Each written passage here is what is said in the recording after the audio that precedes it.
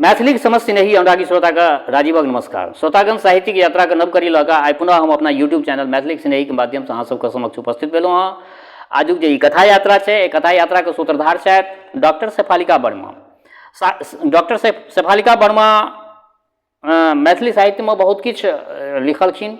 हिनकर बहुत रचना सब संग्रह सब छनि मैथिली साहित्य में।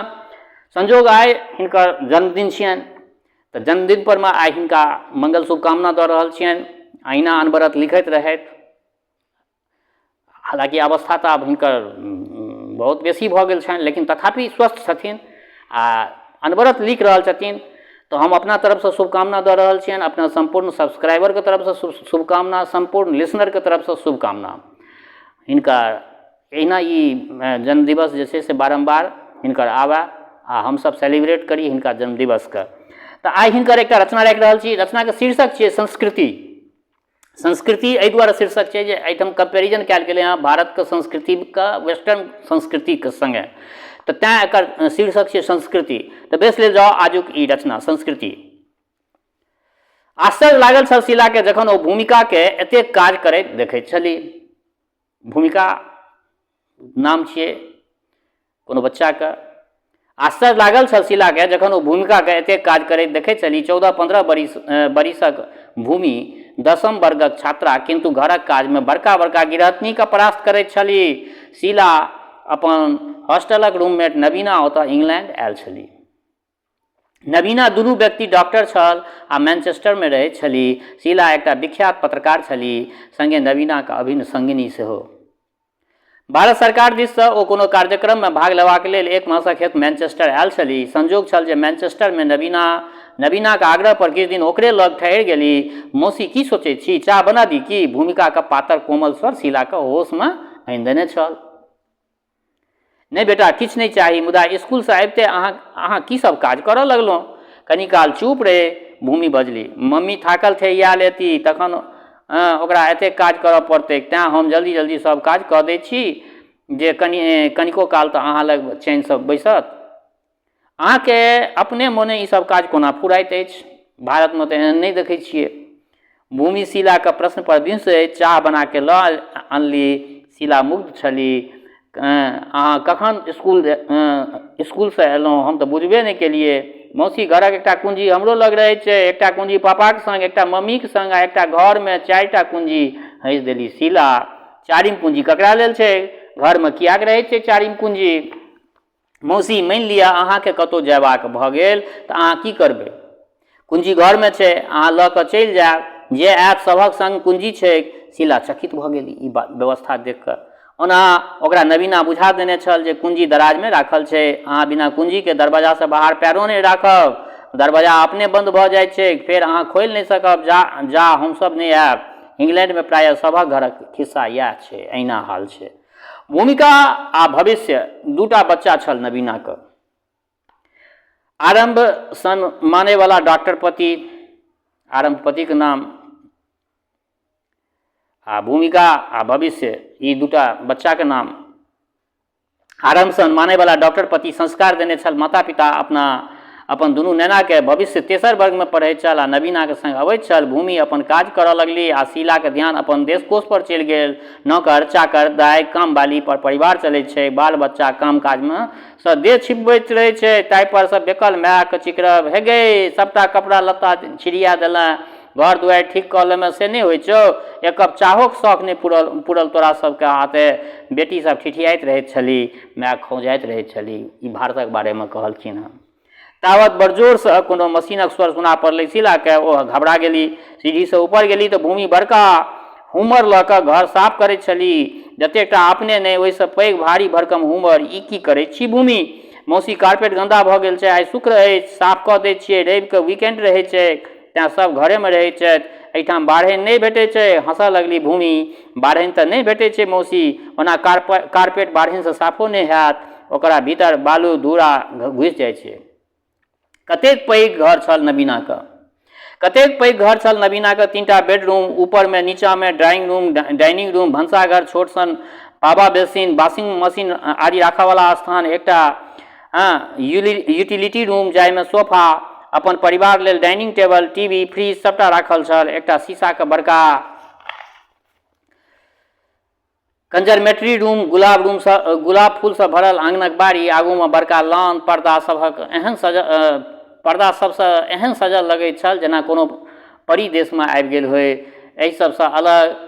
एहि सब पर अलगसँ एकटा कंप्यूटर रूम, शांतिसँ कंप्यूटर पर काज करैत रहू। कतेक शांति, कतेक नीरवता छल एहि घरमे। शीला जखन अपना देशक भीड़ भाड़सँ एहिठाम एली तऽ पहिने ओकरा विचित्र सन लगलै, फेर अपन काजमे लागल रहली, किन्तु एहि घरक भीतर ओकरा कतेक शांति, कतेक चैन भेटैत छल।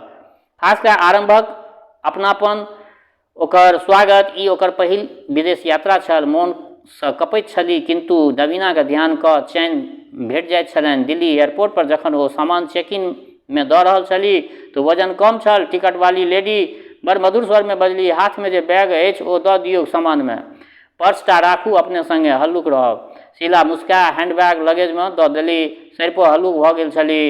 इमिग्रेशनक नमहर लाइन छल। आधा घंटा समय लागि गेल। थाकि गेल छली, ठाढ़ भेल। 10 नंबर टर्मिनलसँ उड़ान छल एम्स्टर्डम लेल। फेर ओहिठामसँ किछु घंटा रुकि कऽ दोसर उड़ान मैनचेस्टर लेल छल। चुपचाप 10 नंबर टर्मिनलमे आबि कऽ बैसि रहली। एयरपोर्टक गहमा-गहमीसँ देशक लोक सभक ई आवाजाही देखैत रहली कि एकाएक ओकरा मोन पड़ि आयल। कार्डिगन तऽ हैंडबैगमे चलि गेल। नवीना कहने छली जे कार्डिगन एकटा रस्ता लेल राखि लेब, आ एहिठाम बहुतो गरम कोट सब पड़ल अछि। शीला बेचैन भऽ गेली। एकटा स्टाफसँ पुछली तऽ बाजल, सामान तऽ सबटा बंद भऽ कऽ चलि गेल, आब किछु नहि भऽ सकैत अछि। एकदमसँ जेना जाड़क कपकपी छूटऽ लगलै शीलाके। विदेश जा रहल छी, इंग्लैंडमे कतेक जाड़ हेतैक, अपन देशक गर्मीमे तऽ बिसरि गेल छली। शीला केहन बढ़िआँ हाथमे बैग छल, कथी लेल ओकरा मोहक मुस्कानमे पड़ि कऽ हम लगेजमे ओहि बैगके पठा देलिए। भगवान हमरे संग एना किया करैत छथि। शीला एम्हर ओम्हर घुमैत छटपटा रहल छली। आसन्न जाड़क विपत्तिसँ आशंकासँ थरथरा रहल छली। घर पर फोन करब तऽ सब घबरा जायत। एकटा कार्डिगन लेल एतेक घमर्थन, हारि थाकि शीला कुर्सी पर बैसि गेली। अहाँ किछु परेशान लागि रहल छी। शीला चौंक गेली। कातक कुर्सी पर पैंट शर्ट कसने एकटा चुस्त दुरुस्त बुजुर्ग बैसल छलाह। सियात बड़ देरसँ शीलाके हाव भाव पर ध्यान दैत होइता, आ कि मनोवैज्ञानिक महारथी होइत। कनि संकोचसँ शीला बजली, नहि, एहन कोनो गप नहि छै। किछु बात तऽ छैक, हम बड़ देरसँ देख रहल छी। अहाँ कखनो एयरपोर्ट स्टाफसँ किछु पूछि रहल छी तऽ कखनो ककरोसँ। शीला बुझि गेली जे साँचे ई हमरा पर ध्यान दऽ रहल छल। तामसो उठल कनि, किन्तु कियो तऽ अपन नहि छल, सब अपने देशक लोक, मुदा सब अनचिन्हार। ताहिमे ई टोकलक तऽ कोन खराब बात। संजत भऽ गेली शीला, कोनो खास बात तऽ नहि छै। हमर गरम कपड़ा हैंडबैगमे लगेज संग चलि गेल, ध्यानमे नहि रहल। बड़ सभ्य स्वरमे ओ बाजल छली। आब देखै छी एहिठाम कियो गरम कपड़ा पिन्हने अछि। हम पिन्हने छी। शीलाके हँसी लागि गेलै। ई तऽ दिल्ली छी, गर्मीसँ बेहाल दिल्ली हमरा तऽ विदेशक भऽ रहल अछि। गपे गपमे ओ परिचय अपन देलक जे हम रिटायर्ड इंजीनियर छी, अपन बेटी लग अमेरिका जा रहल छी। हमर नाम विष्णु सहगल थिक। KLMक फ्लाइट हमरो अछि। एम्स्टर्डममे 2-3 घंटा रुकऽ पड़त हमरो। एतेकटा परिचयमे शीला अगुता गेली। बाप रे बाप, इहो एम्स्टर्डममे एतेक देर रुकत। किन्तु सहगल साहब शीलाके नीक जकाँ ठण्डाके विषयमे बुझबैत रहलाह। एखन तऽ अमेरिकामे गर्मीसँ कतेक आदमी मरि गेल अछि। हमर संगी कहने छली एकटा कार्डिगन राखि लेबा लेल इंग्लैंडमे जाड़ पड़ैत छै। शीलाके मोन तैयो औना रहल छलै। ओकर मोनक बेचैनी चेहरा पर स्पष्ट दृष्टिगोचर भऽ रहल छलै। पता नहि सहगल साहब शीलाके एतेक ध्यान कियाक राखि रहल छलाह। फ्लाइटक बेर भेल। ओ शीलाके चलू जल्दी चलू, संगे चलबा लेल स्वयं मंथर गतिमे आबि गेला। मुदा शीला भगवानके धन्यवाद देली। शीला अपन प्रोजेक्टक तैयारीमे लागल छली। ओ भारतीय समाजक इंग्लैंडमे स्थिति पर काज करऽ आयल छली। अपन कार्यस्थली मैनचेस्टर, लिवरपूल, न्यूकासल आदि सिटीके चुनने छली। एहि सभक क्रममे ओ एहि मकानमे आयल छली। बेटा पुतौह दुनू कतहु काज करैत छल। 2 वर्षक नेना घरमे छल। जखन ओकरा कियो राखयवला होइक तखन न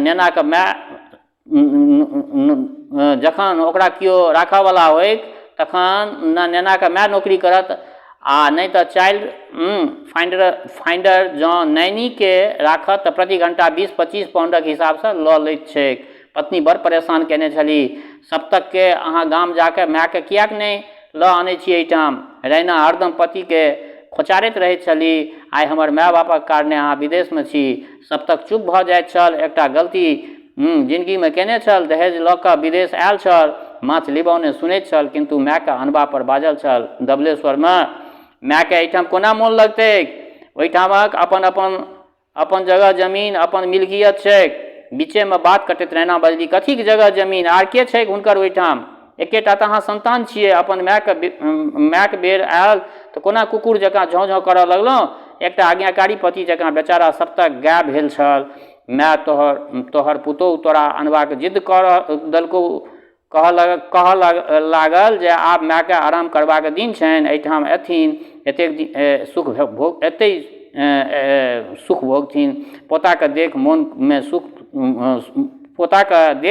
मोन सुखसँ भरि जेतनि, हमरो सबके सेवा करबाक अवसर भेटत। हमसब तऽ एहन नौकरीमे छी जे हुनका लग जाके रहि नहि सकै छी। आब एहि वयसमे मायके सुख भोगबाक चाही, हमरा सबके हुनकर सेवा करबाक चाही।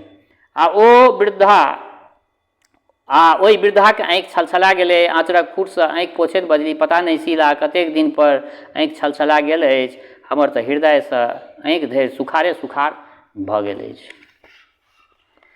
हम की जनैत छलहुँ जे हिनका सबके दाइके आवश्यकता छनि, बच्चाके निगमाइन करबाक लेल हमरो कोनो वस्तुके आवश्यकता अछि, कहियो बुझबाक प्रयास नहि केलक। ई सब कतेक दिनसँ चलि रहल छैक भौजी, शीला बजली। हम तऽ सुनिते चलि अयलहुँ हँ। एतेक प्रेम, एतेक आदर बेटा पुतोहके भेटय तऽ कोन माय नहि पसीज जायत। हम तऽ पटना, बम्बई जकाँ इंग्लैंडोके बुझैत छलहुँ। नहि मोन लागत तऽ चल आयब। जखन आयल छलहुँ तऽ 2 बरिसक गोल मटोल पोताके करेजसँ लगाए सब दुख बिसरि गेल छलहुँ। ओना पोतामे सप्तक पिताके छवि देखा रहल छलै। देखते देखते 8 बरिस बीत गेल। एहिठाम अपन माटिक गंधके छातीमे गाड़ि देने छी। 10 बरखक पोता भऽ गेल, भोरे भोर स्कूल जाइत छल, साँझके घर एक कऽ सब अबैत छल, आबिते अपन अपन कोठरीमे ऊपर जाके घुसि जाइत छल। ओहि वृद्धाके भानस घरक बगलमे एकटा लिविंग रूम सन छोट सनक कोठरीमे बिछावन दऽ देने छल। शीलाके ओहि वृद्धामे एतेक स्नेह, एतेक ममता भऽ गेल छलै जे सब दिन एक बेर दुपहरियामे किछु ने किछु लऽ कऽ ओकरा दऽ अबैत छली। कहियो फल सब, कहियो ड्राई फ्रूट, कोनो दिन तऽ चाहो शीला झटपट बना दैत छली। शीलाके एहि व्यवहार पर वृद्धा अपन सब दुख बिसरि गेल छली। शीला जखन पति पत्नी दुनू जीवैत रहैत छैक तऽ संतानक छोटसँ छोट बात पर चोट पहुँचैत छल, किंतु दुनू बेकैत एक दोसरके देख कऽ हँसि दैत छलहुँ। एखनो बेदरे अछि। एकटा नमहर साँसक घोंट पिबैत बजली। आ जखन दुनूमे सँ केओ चलि जाइत छथि, की कही शीला, बेटा पुतोहु जिद्द कऽ हमरा एहिठाम लऽ अनलक। अहाँके आर केओ नहि अछि भारतमे? अहाँके आर केओ भारतमे नहि अछि?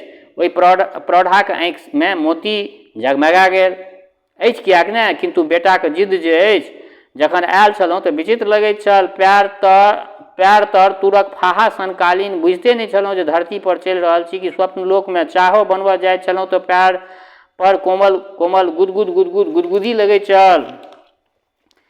सप्तकके भोरे उठबाक हिस्सक नहि छल। अपन देशक हिसाबसँ ई सब 9-10 बजे उठैत छल, मुदा एहिठामक हिसाबसँ 7 बजे। एहिठाम कखन भोर होइत अछि आ कखन राति पते नहि चलैत अछि।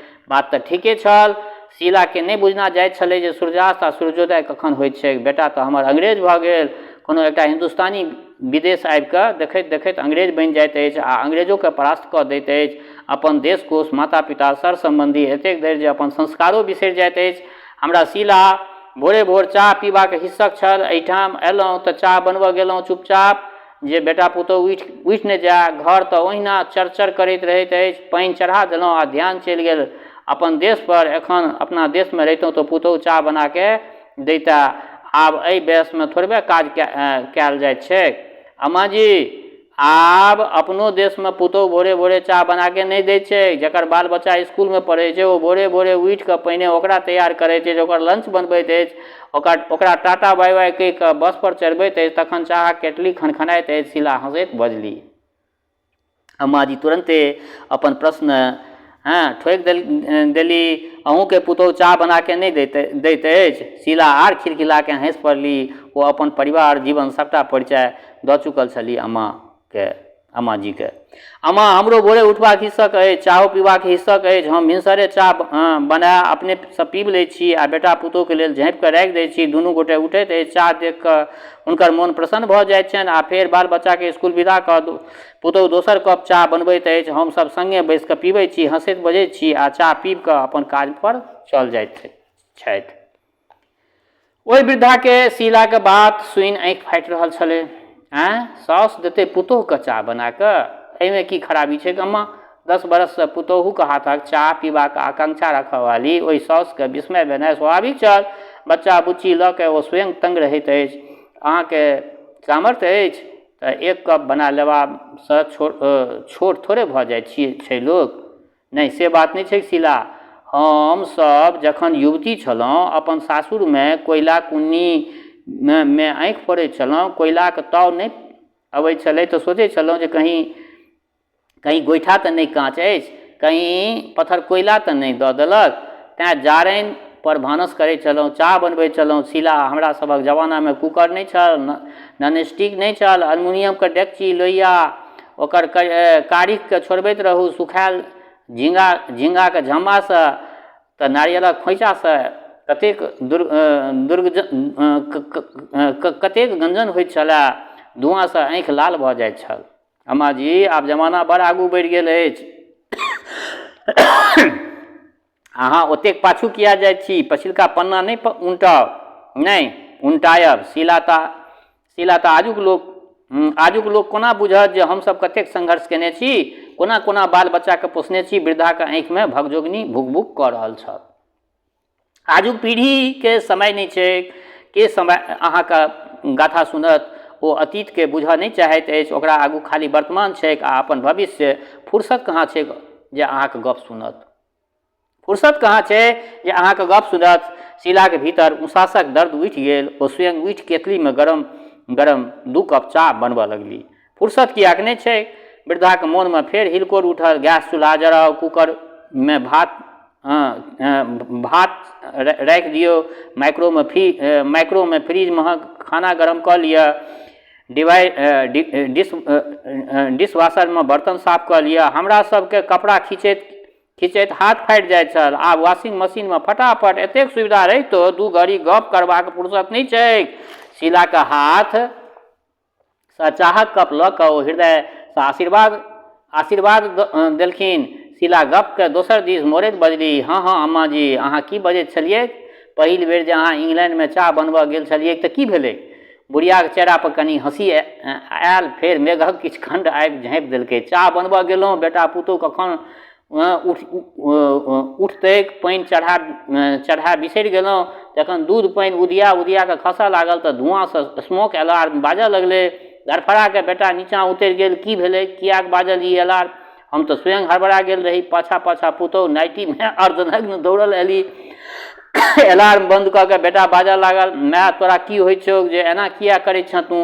एखने पुलिस आबि जेतै, घरमे आगि लागि जेतै तऽ की हेतै?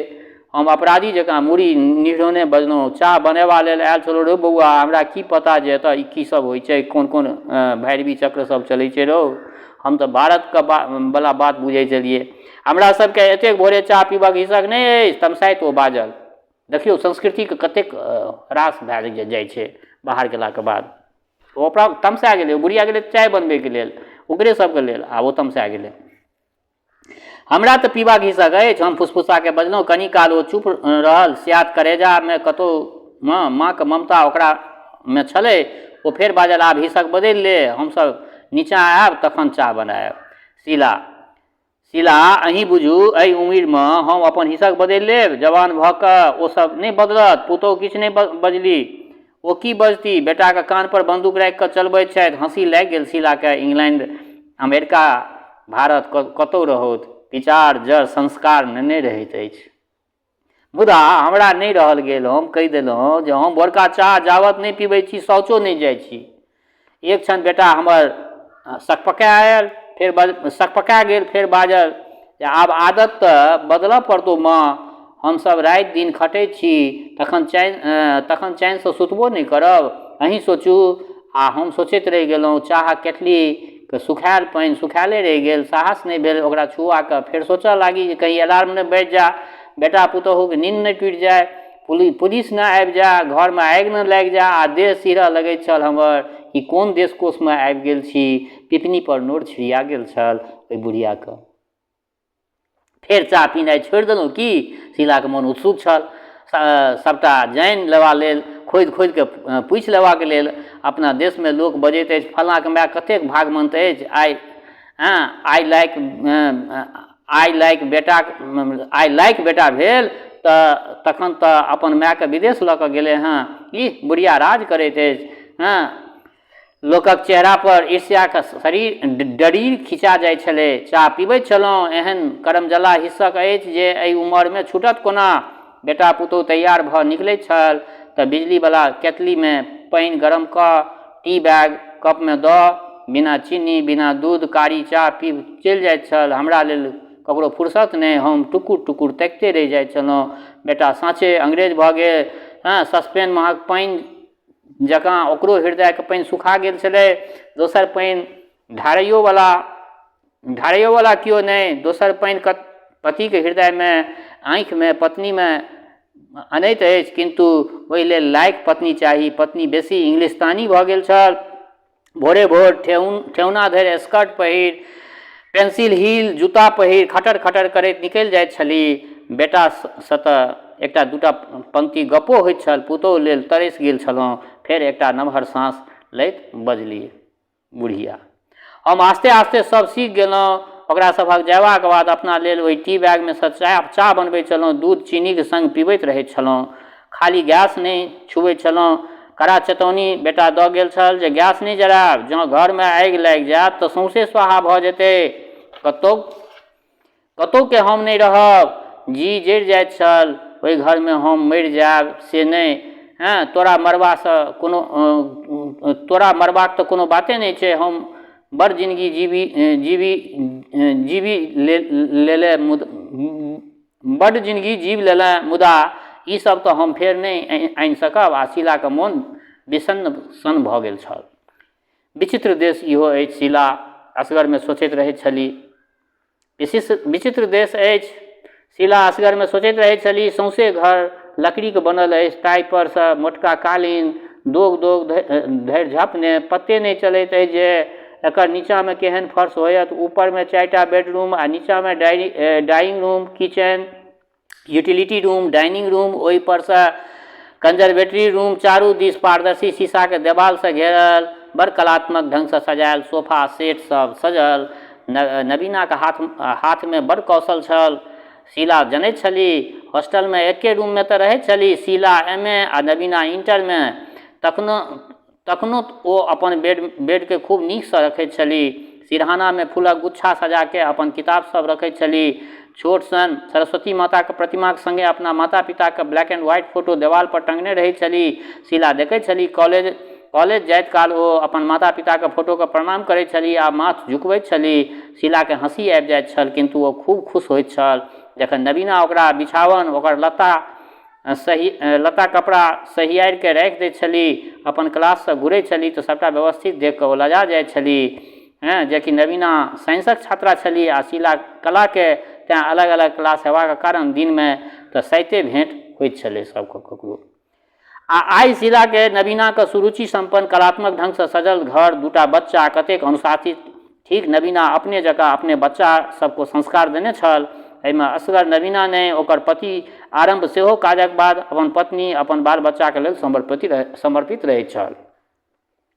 खिड़कीसँ अबैत इजोतसँ घर भरि गेल छल। धरफड़ाके उठि गेली। शीला घड़ी देखली तऽ 4:30 बजैत छलै। अपन देशमे तऽ दिनक 9-10 बजैत होयत। 5 घंटा 5.5 घंटा भारतसँ पाछू समय छल। शीलाके मोन चाह पीबाक लेल छटपट करऽ लगलै। ओकरा मोनमे 4:30 के बदला 9:30 नाचि रहल छलै। एखन धरि हम चाह नहि पीलहुँ, कोना दैनन्दिन काज करब? एहिठाम तऽ सब 7 बजे उठैत अछि आ एके बेर तैयार भऽ कऽ नीचाँ उतरैत अछि। जलखैके रोज झंझट नहि, प्रकार प्रकारके सीरियल डिब्बामे भरल छै। सब अपन अपन पसन्दक सीरियल लैत अछि, बोतलसँ गायके दूध ढारैत अछि, खाके चलि जाइत अछि। शीलाके बुझि नहि पड़ैत छल जे बोतल महक दूध फ्रिजसँ निकालि सब खा लैत अछि। दूध औंटबाक कोनो आवश्यकता नहि बुझैत छथि ईसब। सबसँ पैघ बात, शीलाके लागल चारू गोटा अपन अपन कोठरीमे तैयार होइत अछि। भूमि आ छोटका भविष्य स्वयं अपन ड्रेस सब ताकि कऽ पहिर लैत अछि। माय बापके कोनो मतलब नहि, एकटा आवाज नहि, कोनो हल्ला नहि, जेना घरमे केओ नहि छथि। सबसँ पहिने भूमिका निकलि जाइत अछि। नवीना देखतो नहि अछि, किन्तु ओकरा बुझल रहैत छै जे भूमिका चलि गेली। भविष्य तैयार भऽ कऽ सीरियल खा कऽ माता पिताके तैयार होयबाक प्रतीक्षामे टीवी पर कार्टून देखऽ लगैत अछि। फेर नवीनाके पाछा पाछा आरम्भ। दुनू जलसँ सीरियल खा भविष्यके लऽ अपन अपन गाड़ीमे सँ चलि जाइत अछि। हाँ, चाह बिजलीके केतलीमे पानि गरम कऽ कहियो प्रारम्भ तऽ कहियो नवीना बनाकऽ सीरियलके संग खाइत पीबैत छली। साँझुक 4 बजे भूमिका अबैत छली। कनि काल अपन रूममे जाके वर्क कऽ लैत छली, फेर नीचाँ अबैत छली। 6-7 बजे धरि सब पहुँच जाइत छल। घरमे जीवन अबैत छलै, चिड़ैके चहचही गुंजित होइत छल तऽ नवीनाके चुटुक्का, आरम्भक ठहाका, ईसब क्रम राति 11 बजे तक चलैत रहै छलै। जहियासँ शीला आयल छली, रूटीनमे किछु ने किछु परिवर्तन भऽ गेलै। शीला जहिना बाथरूम जाइत छली, सौंसे घर चरमर करऽ लगैत छल। नवीना बुझि जाइत छली जे चुपचाप नीचाँ उतरि शीला लेल चाह बना दैत छली, फेर सुतऽ चलि जाइत छली। शीलाके बड्ड खराब लगै जे हमरा कारण नवीनाके भोरे उठऽ पड़ै छै, मुदा ओकरा बुझा नहि पड़ै जे कोना चली एहि घरमे जे आवाज नहि हो। कारपेट पर चलै छली, एको रत्ती स्वर नहि होइत छल, किन्तु सीढ़ी आस्ते आस्ते ओ अखियासैत चलैत छली, मुदा सीढ़ी चर जेना सूती कपड़ाके फाड़ि रहल हो। अपन अनुभव पर अपने हँसि दैत छली शीला। एहि क्रममे शीला हेरोगेट एकटा आर भारतीय दम्पति ओतऽ गेल छली। दुनू व्यक्ति प्रोफेसर रहै, दूटा बच्चा आ बच्चाके दादी। सौंसे घरमे जेना एकटा पॉजिटिव किरण आच्छादित छल। हुनका सबके बुझल छल शीलाके अयबाक प्रयोजन की छै। ओ सब शीला लेल छुट्टी लऽ लेने छलाह। सुनीता देखते कहली, चलू अहाँके हम बेटिश टी के चाह पियाबै छी, ओहिठाम गप करब। शीलाके बुझल छल जे इंग्लैंडमे बेटिश टीक बड़ नाम छै। 1910 एकर स्थापना भेल छल। ओकरो नीक लागलै। माय हमरा दुनू गोटाके छोड़िके बड़ वर्क भेटल अछि स्कूलसँ। सुनीता ठमकि गेली। फेर ठीके छै, कोनो बात नहि। माँ ई चलथुन, ई की घरमे बैसल करथिन? कनियाँ हम कनिक रुकि पोती सब दिस ताकऽ लगली। जो ने दादी माँ, जो ने, कथी लेल सोचै छँ? हमसब की नहि जनै छी? बेटिश टी तोहर प्रिय दोकान छौ। ठिठियाबैत दुनू बहिन बजली, पापा हमरा सब लेल डोमिनिक पिज्जा नेने आयब। सतीश हँसऽ लागल। बेटिश टीके दोकान की नहि छल? एहि ऐतिहासिक दोकानमे अगाथा क्रिस्टीके घर सेहो देखा देली सतीश। अगाथा क्रिस्टीके घर सेहो देखा देलक सतीश, जाहिठाम बैसि ओ अपन उपन्यास पूर्ण केने छली। ओ सुनीता एहिठाम छोट पैघ सब लेखक किछु ने किछु निशानी सब ठाम अछि। अपन देशमे तऽ बड़कासँ बड़का लेखकके लेल सबसँ पैघ उदासीनता सरकारेमे अछि। बजैत शीला उदास भऽ गेल छल। चाह पीबैत सुनीता बजली, देखू शीलाजी, हमसब अपन अपन देश कोशमे सँ बड़ दूर रहि जीवन जीवै छी। माँ आइ 10 बरिससँ एहिठाम छथि, किन्तु हुनका अपन तरीकासँ हमसब जीबाक लेल कहने छियनि। भानस माँके नहि करऽ दैत छी। शनि रविके 5 दिनक भानस साउस पुतोहु मिल कऽ बना लैत छी। फ्रिजमे राखल रहैत अछि। माँ अपन माइक्रोमे गरम कऽ के खाइत छथिन। माँ अहाँके डर नहीं लगैत अछि माइक्रोसँ? शीला मुस्कुराइत पूछलखिन। शुरूमे तऽ बड़ डर होइत छला, बिजलीके चीज छिकै, कहीं करंट न लागि जाए। फेर सतीश आ सुनीता हमरा प्रत्येक विश्वास जगा देलनि जे ई कोशिश तऽ करतून माय। आस्ते आस्ते भाई खत्म भऽ गेल, बेधड़क बनारसी भऽ गेलहुँ। माय हँसि देली। शीलोके नीक लागल मायके मुँहमे बेधड़क बनारसीके नाम सुनि कऽ। आब तऽ कोनो चीजक भय नहि अहाँके माँके। एहि 10 बरसमे एके चीजक भय बनल अछि। सब किओ साकांक्ष भऽ गेल माँ दिस आ हँसैत बजली, स्मोक अलार्मक। सब किओ भवाके हँसि देलक। जनै छी शीलाजी, खुशीके रंग हमसब अपन जीवनमे घीच घीचके अनैत छी। सतरंगी इंद्रधनुषक सबटा रंग साच कहू तऽ हमर सभक जीवनसँ जुड़ल अछि, जे हमरा सभक मानसिकता पर सेहो असर दैत अछि। देह आ आत्माके बीच सबटा संतुलन अबैत अछि। बीचमे माय बजली, एतबे नहि शीला, हमरा सभक दुख सुख, आस निराश, आदर व्यवहार, रहन सहन, व्यक्तित्व सबमे एहि सतरंगक समावेश अछि। एकटा वृद्धाके खुजल मानसिकता। मुदा जे वृद्धा कोनो 55-60 में जँ वृद्धा कहल जाय, तखन सतीशक माय तऽ ऊर्जासँ संदीपित छली। तऽ हमसब कखनो कोनो खास रंगसँ बेसी आकृष्ट भऽ जाइ छी। कोनो जँ जीवनी शक्ति तऽ कोनोसँ खौँजाहट सेहो भऽ जाइत अछि। आ एतबहिमे शीला एहि परिवारक स्वस्थ मानसिकताके रहस्य बुझि गेली। देश रहै कि विदेश, अपन अपन परिवारक संस्कार संस्कृति भिन्न होइत छै। ओकर भीतरमे ज्वार उठै छै। काश सप्तक रंग रैना सेहो अपन मायके अहिना खुशी दऽ सकतै। ओ अफसोस केलखिन जे काश सप्तक रैना सेहो अपना मायके जे अहिना खुशी दऽ सकतै। की सोचऽ लगलहुँ शीलाजी? सतीशक गपसँ शीला बेटी स्टीक गामागामीमे पहुँच गेली। शीशाके पार देखैत चली कतेक नमहर लाइन छलै। एहि दोकानमे अयबाक लेल सब टेबुल भरल, अपन अपन दुनियामे मस्त। ओहि राति ओ होरोगेटमे रुकि गेल छली। कतेक राति धरि सुनीतासँ गप होइत रहल। सबसँ पैघ बात छै शीलाजी, जखन पति पत्नी दुनू जीवैत रहैत अछि तखन कतबो वृद्ध किएक न भऽ जाय, अपन संतान उनटि कऽ जवाबो नहि दैत छै तऽ दुख होइत छै कनि कालके लेल। मुदा फेर बच्चा छै कई बातके हँसीमे उड़ा दैत छथि। मुदा पति वा पत्नी केओ असगर रहि जाइत छै तखन बाल बच्चाके छोटसँ छोट बात पाथरक नोक जकाँ आहत कऽ दैत छै। हाँ सुनीता, ओ चारू कात तकैत होयत केकरा लग किछु बाजि मोन हल्लुक करी। शीला छुटिते बजली, हुनका सबके अपन प्रत्येक बात हुनका सबके बतेबाक चाही, जाहिसँ ओ ई नहि बुझैत जे हम परिवारसँ अलग छी। ठीक बजै छी शीलाजी, हमरा सभक संग माँ छथि। हमर समस्त परिवारमे खुशी बरसैत रहैत अछि। बुजुर्ग व्यक्ति दलान आँगनमे बैसल अनुभवक एकटा छाहरि जकाँ वटवृक्ष सन होइत अछि।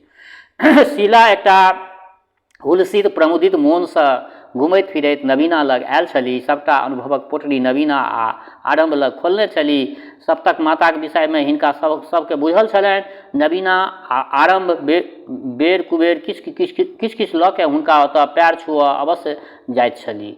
मौसी आबि गेली। भूमिका आ भविष्य शीलाके गर्दनिमे झुलि गेल। मौसी घर कतेक सुन्न भऽ गेल छल। उदास शीला एतेक प्रेम पाइ विभोर भऽ गेल छली। संस्कार आ संस्कृति देश विदेश नहि बुझैत अछि। सब ठाम सब परिवारक रंग अपन अपन, मुदा एकर जड़ि कतऽ अछि? जनैत छी नवीना, कोनो देशक संस्कृति खराब नहि भऽ जाइ छै, खराब अपना सभक मानसिकता भऽ जाइ छै। जँ दू देशक संस्कृतिक जोड़बाक लेल एकटा पुल बनि देल जाय तऽ नीक संस्कार संस्कृतिक आदान प्रदान होइत रहबाक चाही। हाँ शीलाजी, एहन नहि होइत छै जे विदेशक संस्कृति खराब होइत छै। जँ खराब रहितै तऽ एहिठामक परिवेशमे हम अपना बाल बच्चाके संस्कार नहि दऽ पैबतियै, नीक संस्कार कथमक नहि दऽ पैबतियै। तखन तऽ सप्तकक माय आ सतीशक मायके इएह हाल तऽ अपनो देशमे भऽ गेल छै। नवीना, एकटा साउथ इंडियन परिवारमे गेलहुँ तऽ घरमे खचाखच लोक भरल। बातक क्रममे पता चलल जे दादा दादी, नाना नानी, काका काकी सब एके घरमे रहैत छथि। हाँ शीलाजी, बहुतो घर एहन भेट जायत अहाँके। एतेकटा परिवारक भानस भात परिवारक सब सदस्य मिल सुविधानुसार बँटने छथि। कोनो उलहन उपराग नहि। सबटा विचित्र लगैत छल शीलाके।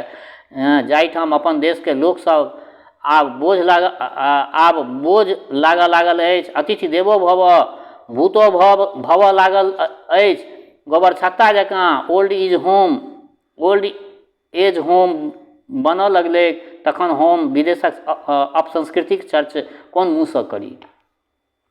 एकटा बात कही शीला दी, नवीना कनि कनि आस्ते बजली, अपना ओतुका फिल्म सब केहन केहन बनऽ लागल, जाहिठाम हम भूमि सब लग भारतीय संस्कृतिके एतेक बड़ाई करैत रहै छी, टीवी पर जखन सिनेमा दैत छै सबटा टू पीस बिकनी में डांस करैत रहैत अछि, हम तऽ लाज से बच्चा सबके आँखि नहीं मिला पबै छी। शीला नमहर सांस लेली। ई सब अपसंस्कृति थिक, नवी नारी अपना के व्यंजन जकाँ लोकक आगू परेस रहल छै। ई सिनेमा की प्रचार सबमे अर्धनग्न अश्लील नारीके रूप देख तकरे फल अछि। ई बलात्कार सब एतेक बढ़ि गेल अछि अपना देशमे। हाँ से तऽ ठीके दीदी, कपड़ाके भीतर तऽ सब नंगटे रहैत अछि। हाँ या पहिरब ओकरा सभ्य संस्कृति बनबैत छै। राति भरि शीलाके नींद नहीं अयलै, कतेक तरहक चित्र विचित्र ओकरा मोन दिमागके कपबैत रहलै। अतीतके बिसरावक क्रममे शीला बेर बेर अतीतमे चलि जाइत छली। इच्छाक बंजर भूमि पर कोनो आशाके खेती केनाइ कतेक दुष्कर।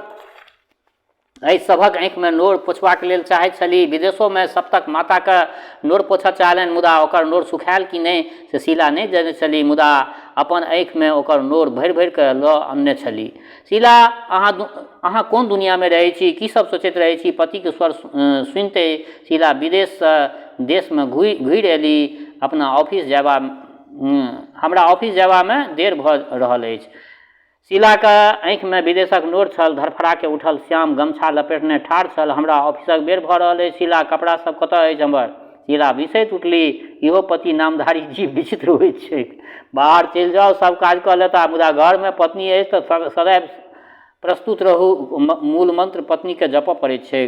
शीला चुपचाप कपड़ा सब अलमारी से निकालि कऽ राखि देलनि। श्याम कनखियाके पत्नीके तकैत बाजल, की बात छै शीला, की सोचि रहल छियै? नहि किछु। एकटा खिन्न हँसी। हम की नहीं बुझै छी? अहाँके चेहरासँ हम सब पढ़ि लै छी। बीतल बातके बिसरि जाउ। विदेशमे अहिना होइत छै, अहिना लोक जीवै छै विदेशमे। मुदा की बिसरि सकली शीला? इंग्लैंडसँ घुरबाक बाद ओ एको राति चैनसँ नहीं सुति सकली। मोन प्राणमे वही वृद्धाके बात मेघ जकाँ घेरायल छल। गाछ तऽ रहि जायब, मुदा बेटा पुतहुके संग नहीं रहब। गाछ तऽ रहि जायब, मुदा बेटा पुतहुके संग नहीं रहब। ओतऽ विदेश चल। अपनो देशमे सबटा संबंध अणु जकाँ विखंडित भेल जा रहल छै। संयुक्त परिवारमे संयुक्त परिवार तऽ कचराके पेटीमे फेंका गेलै। दीदी स्वर सुनिते शीला चौंक उठली। कनक आउ आउ। कनक शीलाके उदास पैर पातसँ कनिक अरुण किरण चमकि गेलै। कनक कहबा लेल ओकर पड़ोसिया छली, मुदा सहोदरसँ कम नहीं। कतेक दिन अहाँ रहि गेलहुँ दीदी विदेशमे? बाप रे बाप, हम एकदम असगर भऽ गेलहुँ। शीलाके मोनमे भेल जे बाजि दी, विदेशसँ अयलहुँ कहाँ, एखनो ओहिमे हेरायले छी। मुदा प्रत्यक्षतः बजली, आर की कहू कनक, कोना एहिठामक समय साल बीतल। अहूँके बड़ कमजोर देखै छी। एहि बीच दीदी की बीतल हमरा पर, की कही नहीं कही। हम 2 माससँ कतेक किछु एहि 2 मासमे कतेक किछु भऽ गेल दीदी। शीलाके अन्तरक अवसाद बढ़ि गेलै, मुदा प्रश्नातुर दृष्टि कनक दिस। कनकक गला बजि गेलै। सिनेमाके रील जकाँ दोहराबऽ लगली, जेना अपना आपसँ ओ बाजि रहल होय। सब दिन हमसब संगे बैसल छलहुँ, हँसी ठट्ठा सब चलि रहल छल। बात चलल नैहर पर। दीदी हम बजलहुँ, नैहरमे माय तऽ भतीजा धरिक आस रहैत छै। एहिपर रमा बड़ी जोरसँ ठिठिया लागल छल। गेल जमाना बूट लऽ दै लए। अपन माय बाप तऽ आजुक जमानामे लोकके बोझ लागि रहल छै। अहाँ छी जे कनक, जाधरि माय बाप छै ताधरि नैहर होइ छै। तकर बाद नैहर जायब तऽ बाहरसँ भतीजा भतीजी बैसल भेटत। भीतरसँ आवाज आयत जे के आयल छै? दुनू भतीजा भतीजी दाँत पिसैत बाजत, पिस्सा पिस्सी, आ नहीं तऽ फुफ्फा फुफ्फी कहि कऽ फुर फाँमे उड़ा देत। सुनिते शीला खूब जोरसँ हँसि देली। कनन मुँह भऽ बजली, हमहूँ अहिना हँसि देने छलहुँ दीदी, मुदा क्षण भरि लेल हमरो सिहरा देलक ई गप। मोन पड़ि गेल दरभंगाके ओ विशाल घर, माँ बाबूजीके मृतक उपरान्त कतेक उदास भऽ गेल छल। राति दिन भाय बहिनक हँसी मजाक, लड़ाइ झगड़ा, हमर तोहरक अखाड़ा बनल छलै। भाइ सब शिकायत सेहो सब कऽ दै छल।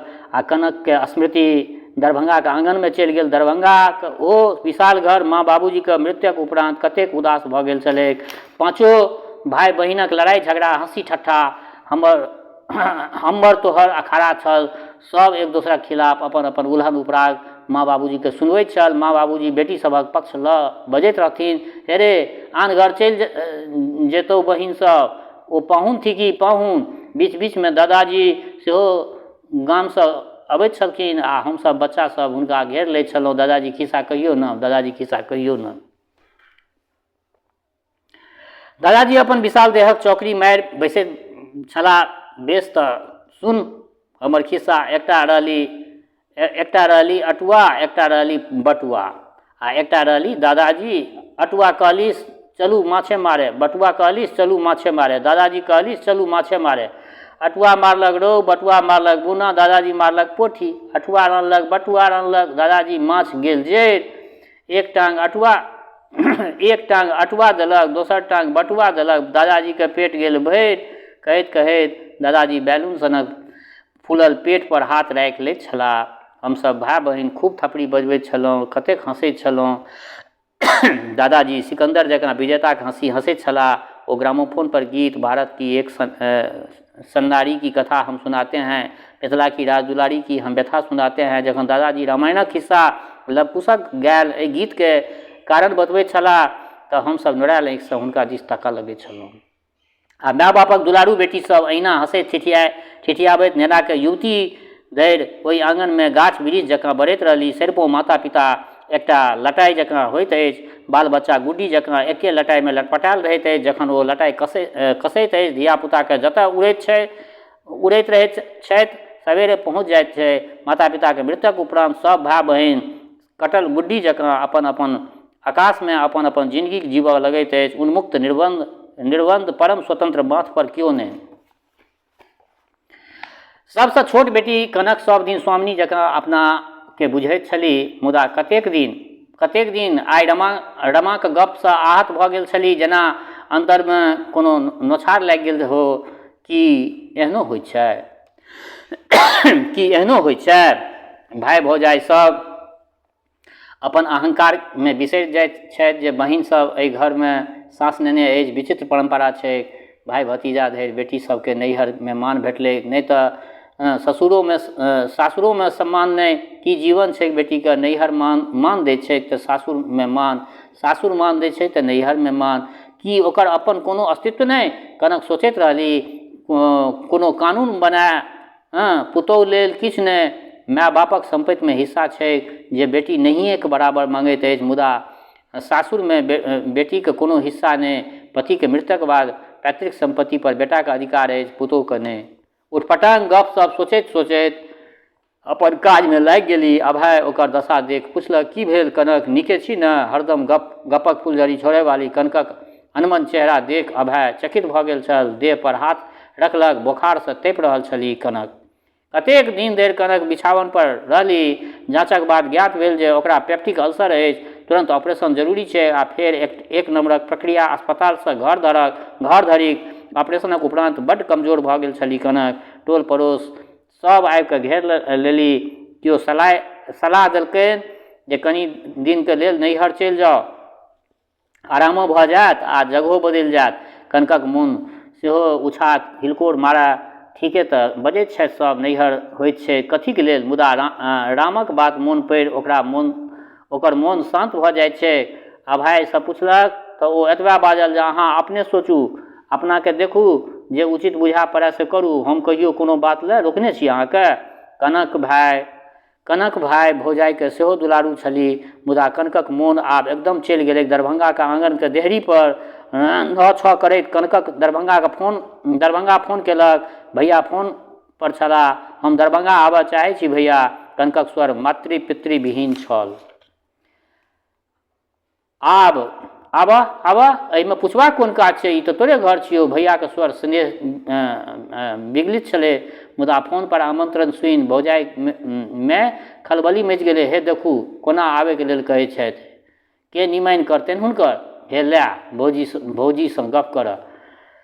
हे हम की गप करब? ताबत फोन हुनक हाथमे धरा देलियनि। की हाल छै कनक? भौजीके स्वर सुनिते कनकक मोन हुलसि गेलै। हाँ भौजी ठीक छी, देखू ने एहिठाम लोक बजैत अछि जे कनि दिन नैहर चल भऽ। निरीह आ कमजोर स्वर छल कनकक। हाँ किएक नहि, जरूर आबू बुच्ची। मुदा हुनका सबके कहि दियौ नैहर नहि आब मायका भऽ गेल छै। आ दुनू भौजीके समवेत ठहाकासँ कनकक छातीमे दर्द उठि गेलै कि सरिपो मायका माँ बाबूके बाद मायका बनि जाइ छै दीदी। शीलाके तंद्रा टूटल। दीदी अहाँ नहि छलहुँ एहिठाम, मोनमे किछु हिलकोर मारैत छल, ककरो लग बाजि नहि सकैत छलहुँ, सब लग सब गप बजबाको नहि चाही, सुनि अंठेलहुँ लोकसब बाँटि नहि लै छै। रहीम कविके पाती ओकरा मोन छलै शान्त भाव भऽ कऽ कनक अपन मिथिला संस्कृतिमे एहन नहि अछि, एखनो किछु संस्कार बाँचल छै तऽ मिथिलेमे बुझू। दीदी हम सम्बन्धक सभक लेखा जोखा करैत रहलहुँ, कनक कातर स्वरे बजली। शीला वेदनासँ तीतल छली, सम्बन्ध ककरा कहैत छै विश्लेषित नहि कऽ पबै छली।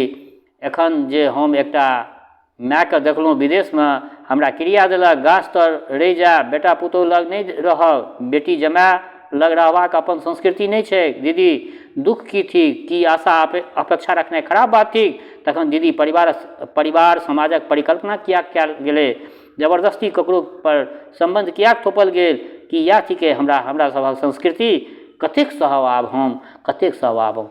तऽ बेस श्रोतागण, आइ हिनकर एकटा ई रचना रखलहुँ हँ। आइ हिनकर जन्मदिन छलै, तेँ लऽ कऽ हिनकर एकटा दीर्घ रचना अहाँ सबके सम्पर्क रखलहुँ हँ। आग्रह इएह जे सम्पूर्ण रचना सुनब, सुनलाके पश्चात अपना प्रतिक्रियासँ अवगत करायब। दोसर बात, हमर श्रोता चाहे गाँवमे रहै छी वा प्रदेशमे, देशमे रहै छी वा विदेशमे, जतऽ कतहु रहै छी, स्वस्थ रहू, निरोग रहू, अपना आचरणके पवित्र बनेने राखू। माता जनक नंदिनी जगदम्बा माँ वैदेही कृपा सदिखन अहाँ सब पर बरसैत रहै। शुभकामनाक संग जय मिथिला, जय मैथिली।